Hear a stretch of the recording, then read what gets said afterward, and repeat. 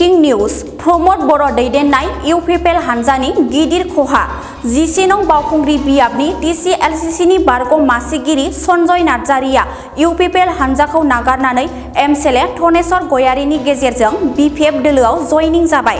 बेल' नङा, बावखुंग्रि बियाबनि इउपिपिएल दोलोनि गोख्रों दैदेनगिरि मावथि आरो सोद्रोमाफोरा बिपिएफ दोलोआव लोब लोब जयनिं जानायखौ नैबे भिडिअआवनो नुनो मोन्दों। 11 नं बावखुंग्रि बियाबाव इउपिपिएल दोलोआ सरकार बायनायनि उनाव थारैनो इउपिपिएल हानजानि गिदिर खहा। इउपिपिएलनि बारग' टिसिएलसिसिनि मासिगिरि सन्जय नार्जारिया बिपिएफ दोलोआव जयनिं जानायनि उनाव खौरां बिजोङाव बुङो दि बावखुंग्रिनि फारसे साननाय गैया इउपिपिएल दोलोआ होनना फोरमायो।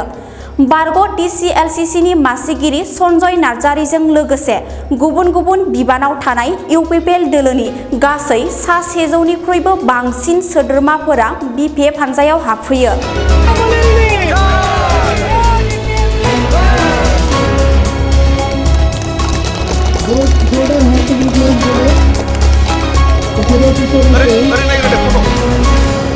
बावखुंग्रियाव जोङो जेरैबायदि आं सासे एबसुनि मावथिमोन। एबसुनिफ्राय आजिरा लानानै आङो राजनितियाव जगदान खालामदों। जेब्ला इउपिपिएलआ 2015 जोनोम जादों, आं 2018 जयेन जादों। 2018 आं इउपिपिएलआव जयेन जायोब्ला बावखुंग्रि समस्तियाव खुनु प्राइमारि लेभेलाव खुनु कमिटि गैयामोन। आं जयेन जानायनि उनाव आङो गासै 10टा प्राइमारि आङो दादोंमोन। बे हिसाबै दिनैहाय आंनि माखासे बिसासि आंनि मावथि लोगोफोर बिथांमोना आंजों दङ। दिनै बेफोरखौ नायोब्ला माखासेया थाबोदों। बैखौ नायोब्ला इउपिपिएल आरो दा आंजों माखासे बियो आदा आदि जानानै दङ। बे हिसाबै इउपिपिएलआ एसेबाबो दुरबल जागोन। आंथ' जथेस्थ' दुखु दङ।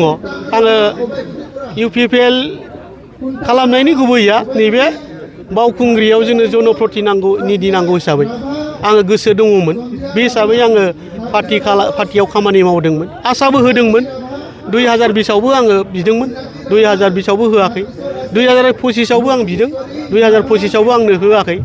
खारना मा आं मिथिया मानो होआखै।